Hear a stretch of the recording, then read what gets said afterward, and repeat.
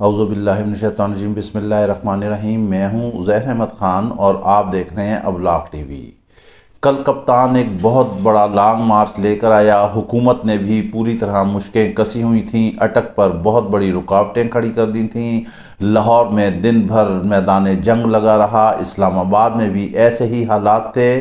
حکومت جو تھی پوری طرح تیار تھی۔ حکومت نے اسٹیبلشمنٹ سے کہا تھا کہ آپ ہمارا ساتھ دیں یا ہمیں کھلا چھوڑ دیں تاکہ ہم جو مرضی کریں، اور ہم نے اس دھرنے کو، لانگ مارچ کو ہر صورت میں روکنا ہے۔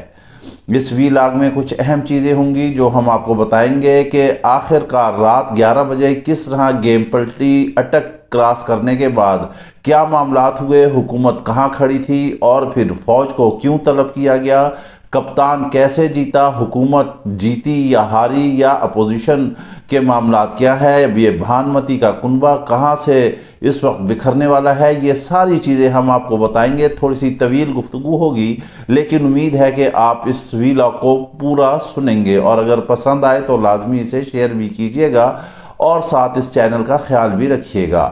جی ہاں، ہم بتا رہے تھے کہ کپتان نے 2 دن دیے تھے ملتان کے جلسے کے بعد، اور پھر انہوں نے پشاور سے اپنا ایک بڑا جلوس جو تقریباً 4 سے 5 ہزار گاڑیوں اور ہزاروں لوگوں پر مشتمل تھا، اسے لے کر وہ روانہ ہوئے۔ حکومت نے ہر طرح سے رکاوٹیں بنا دی تھیں۔ یہ ملک جو تھا کنٹینر زدہ بنا دیا گیا تھا، ہر جگہ شہروں میں رکاوٹیں کھڑی کر دی تھیں، بڑے بڑے پل بند کر دیے گئے تھے۔ راوی کا پل تھا، اٹک کا راستہ تھا، لاہور کے راستے تھے، گجرات کے راستے تھے، سندھ کے راستے تھے، کراچی کے راستے تھے، اور دوسرا جو ہے دارالحکومت کے ارد گرد بھی کنٹینرز ہی کنٹینرز نظر آ رہے تھے۔ عوام ذلیل و خوار ہو رہی تھی۔ اگر کسی نے آفس جانا ہے تو وہ آفس جانے کے لیے کم از کم 3 سے 4 گھنٹے کی مسافت طے کر کے پہنچا تھا۔ گلیوں میں، نالوں میں، کھیتوں میں، ٹوٹی سڑکوں سے، کھڈوں سے گزرتے ہوئے اسے پہنچنا پا رہا تھا۔ حکومت اپنے سر جوڑ کے بیٹھی ہوئی تھی، کیونکہ میاں نواز شریف نے کہا تھا رانا ثناء اللہ تم تیار ہونا، تم سنبھال لوگے۔ تو رانا ثناء اللہ نے کہا جی ہاں بڑے میاں صاحب میں تیار ہوں، چھوٹے میاں صاحب مجھے اجازت دیں گے تو میں سب کچھ کر دوں گا۔ پھر رانا ثناء اللہ نے خوب بڑکیں ماری۔ انہوں نے کہا کہ میں تو انہیں گھروں سے ہی نہیں نکلنے دوں گا، یہ 20 آدمی بھی اسلام آباد لے کر نہیں آئیں گے۔ پچھلی دفعہ ان کے ساتھ کچھ ادارے تھے لیکن اس دفعہ کا لانگ مارچ مختلف ہوگا، اور پھر رانا ثناء اللہ نے اسی طرح کیا۔ یہاں عدالتیں لگی ہوئی تھیں، وہاں حکومت اپنے کام دکھا رہی تھی۔ پولیس کو ڈپلائی کر دیا، رینجرز کو بلا لیا گیا، رنگ روٹ بلا لیے گئے، انہیں مسلح کر کے بھیج دیا گیا، چھاپے پڑے، گرفتاریاں ہوئیں۔ اب مظاہرین نے پتھراؤ کیا تو جواب میں پولیس نے بھی پتھراؤ کیا۔ پولیس نے گاڑیاں جو ہیں وہ توڑیں، اور نقاب پوش کچھ افراد تھے جو گاڑیوں کو توڑ رہے تھے، ڈنڈے مار رہے تھے۔ فوٹیج میں آپ دیکھ سکتے ہیں جس طرح ملک میں سارے ہنگامے ہوئے۔ آپ بیک گراؤنڈ پہ میرے چلتے ہوئے ویڈیوز آپ کو اس بات کا ثبوت ہے، آپ دیکھ سکتی ہیں کہ لوگوں میں کتنا جوش ہے، ولولہ ہے، عزم ہے۔ خواتین ہوں، بچے ہوں، بزرگ ہوں، سارے سڑکوں پر نکل آئے تھے کپتان کی کال پر۔ لوگوں کا یہ کہنا تھا کہ یہ 2 سیاسی جماعتوں کی جنگ نہیں ہے، یہ 2 نظریوں کی جنگ ہے۔ ایک طرف نئی حقیقی آزادی، نیا پاکستان، اور دوسری طرف corrupt mafia.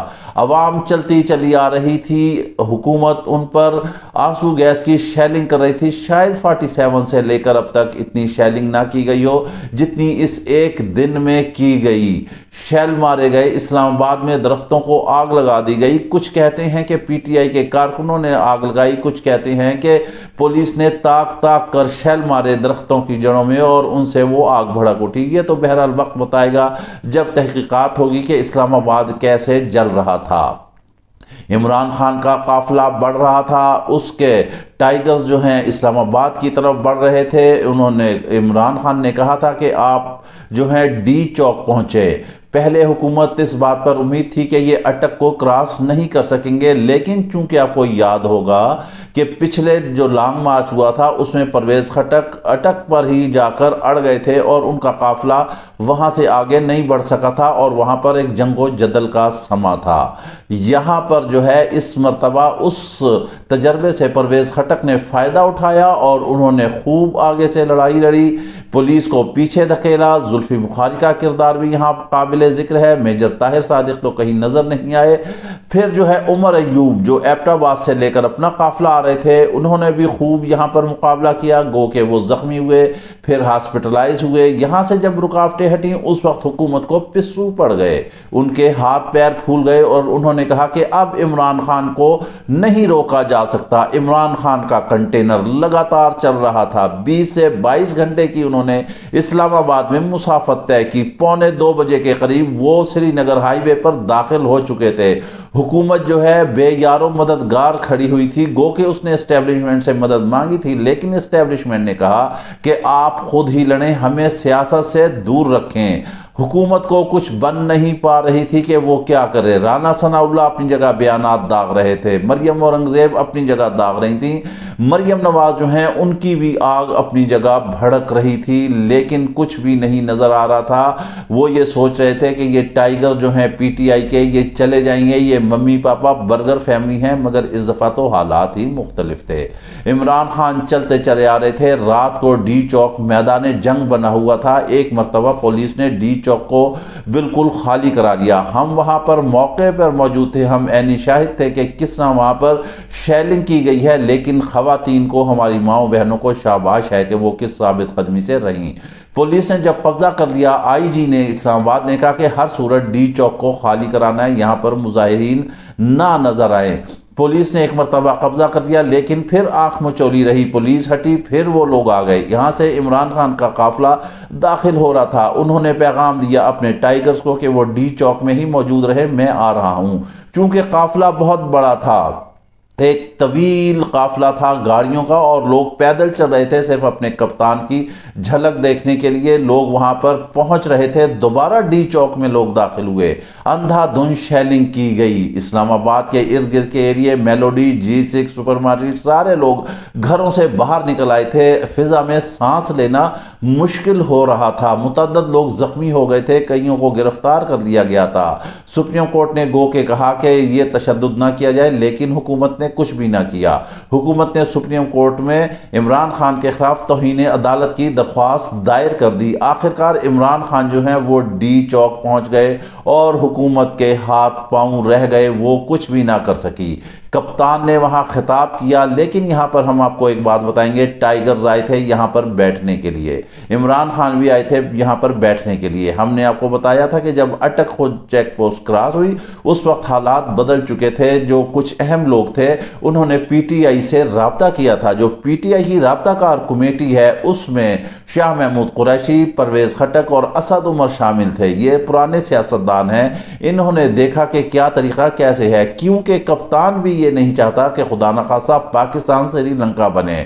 I am F نے پہلے ہی انکار کر دیا ہے مدد دینے کے لیے کہ جب تک یہ پیٹرول مہنگا نہیں کریں گے اس وقت تک مدد نہیں دی جائے گی۔ کپتان نے جہاں 2 دن دیے تھے وہاں پھر ایک دفعہ ساری نیگوسیشن ہوئی، رات گئے۔ ہاں ایک بات اور ہے، میں رات گئے، حکومت نے فوج طلب کر لی تھی اور ریڈ زون فوج کے حوالے کر دیا تھا۔ ہم یہاں یہ کہتے ہیں کہ رانا ثناء اللہ نے کہا تھا کہ یہ 20 لوگ بھی نہیں آ سکیں گے اسلام آباد میں، تو 20 لوگوں کو کنٹرول کرنے کے لیے فوج کی مدد کیوں طلب کی گئی؟ دنیا کی 5ویں بڑی فوج، دنیا کی 5ویں بڑی اور انتہائی پروفیشنل بہادر فوج، اس کو بلا لیا صرف 20 لوگوں کو قابو کرنے کے لیے رانا ثناء اللہ کے مطابق۔ لیکن حقیقت یہ ہے کہ وہاں پر انسانی سروں کا سمندر تھا، لوگ چلے آ رہے تھے، وہ مارنے مرنے کے لیے تیار تھے، انہیں کپتان کے آرڈر کا انتظار تھا، وہ بیٹھنے آئے تھے۔ لیکن جب کپتان نے کہا کہ میں صرف یہاں 6 دن دے کے جا رہا ہوں، اب میں پھر واپس آؤں گا، جب میں واپس آؤں گا تو سپریم کورٹ کے آرڈر ہوں گے، نہ کنٹینر ہوں گے، نہ رکاوٹ ہوگی، اس سے بڑا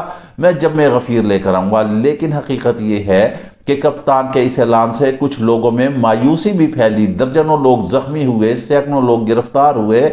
کچھ کہتے ہیں پی ٹی آئی کے مطابق کہ 5 لوگ ان کے شہید بھی ہو گئے، جانیں بھی چلی گئیں۔ لیکن پھر کپتان کیوں چلا گیا؟ یہ بہت بڑا سوال ہے۔ اس میں کچھ نہ کچھ لوگ مایوسی کا بھی شکار ہوئے ہیں کہ ہم یہاں بیٹھنے کے لیے آئے تھے، تیاری سے آئے تھے، ان کے پاس خشک سامان تھا، ان کے پاس کھانے پینے کی چیزیں تھیں، انہوں نے ڈی چوک پر بیٹھنا تھا، اور جب تک انتخابات کا معاملہ نہیں طے ہوتا، تاریخ نہیں دی جاتی، اس وقت تک واپس نہیں جانا تھا۔ لیکن کپتان کے ٹائیگر تھے، ان کے کپتان نے جب کہا کہ اب آپ لوگ واپس چلے جائیں تو وہ لوگ واپس چلے گئے اور کپتان واپس چلا گیا۔ کپتان کو کہا گیا کہ KPK آ جائیں اور وہاں پر ٹھہریں، کیونکہ یہاں وفاق میں جو امپورٹڈ حکومت ہے اس کا ابھی کوئی بھروسہ نہیں ہے کہ وہ کسی وقت بھی کیسے واردات ڈال دے۔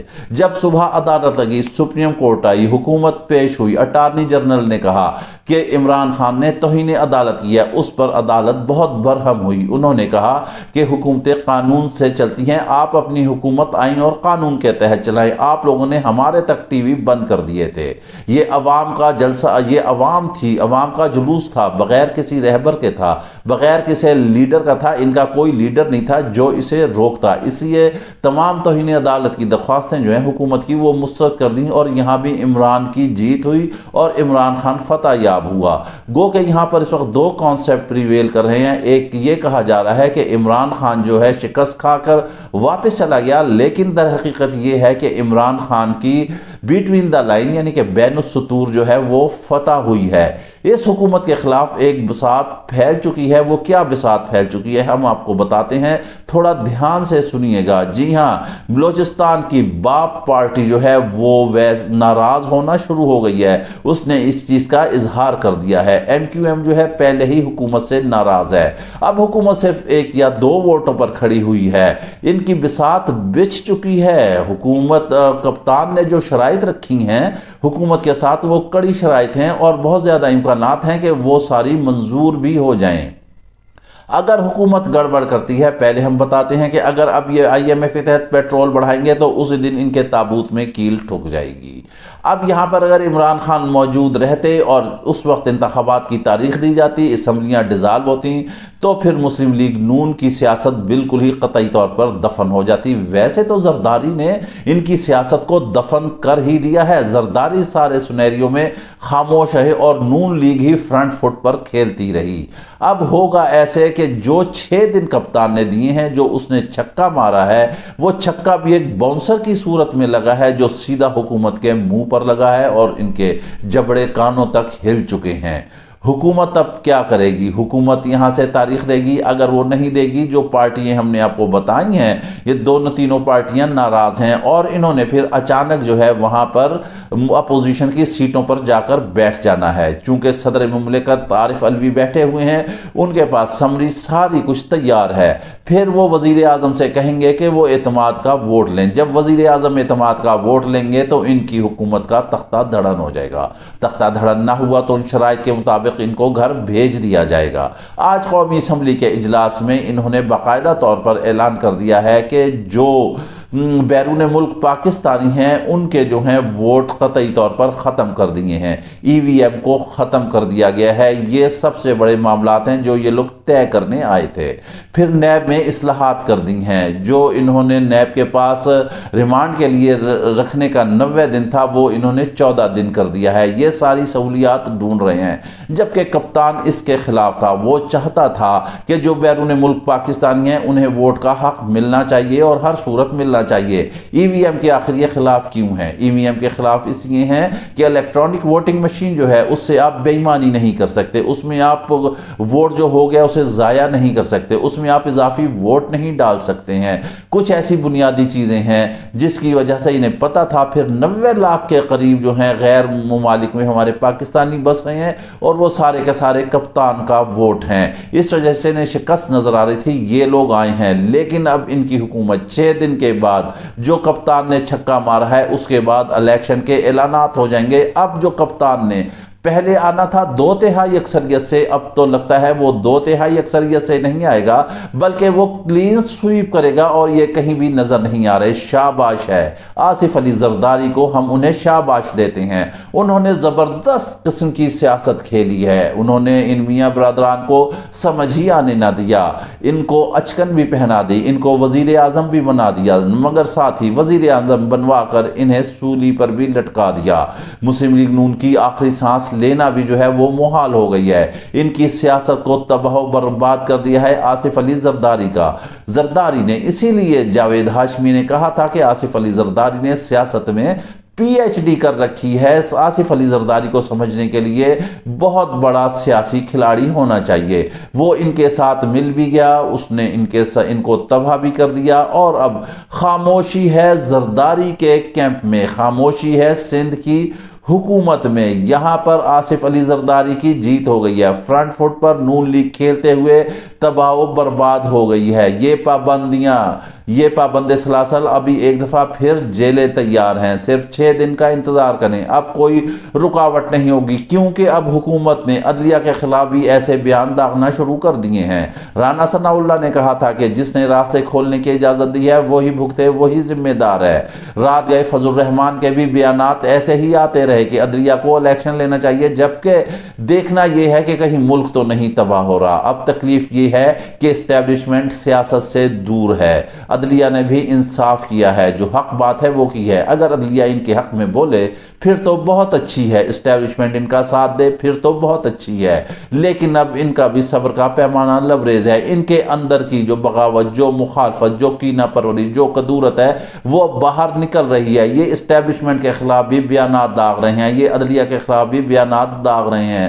ایسے ریاست کبھی بھی نہیں چلتی۔ انہوں نے ریاست کو بالکل ہی نکر سے لگا دیا ہے۔ ہمارا پھر وہی ایک سوال کہ جب حکومت لی تھی تو اسے چلانا چاہیے تھا، جب چلا نہیں سکتے تو پھر حکومت کیوں لی تھی؟ یہ سارے حالات ہیں جو ہم نے آپ کے سامنے رکھ دیے ہیں۔ کپتان انتظار کر رہا ہے 6 دن کے بعد، 6 دن کے اندر جیسے ہی یہ چھکا لگتا ہے اس کے اندر فیصلہ ہو جائے گا، اور پھر ایک دفعہ الیکشن کی طرف چلے جائیں گے اور نئے پاکستان کی طرف جائیں گے۔ اب مگر ایک اور ہم جاتے جاتے کپتان سے ایک ضرور عرض کریں گے کہ اس نے 3.5-4 سال گزارے، لیکن ان 4 سالوں میں صرف NRO کا شور رہا، کرپشن کا شور رہا، پیسے کا شور رہا، منی لانڈرنگ کا شور رہا، لیکن حاصل وصول کچھ بھی نہ ہوا، کچھ بھی ہاتھ نہ چڑھا۔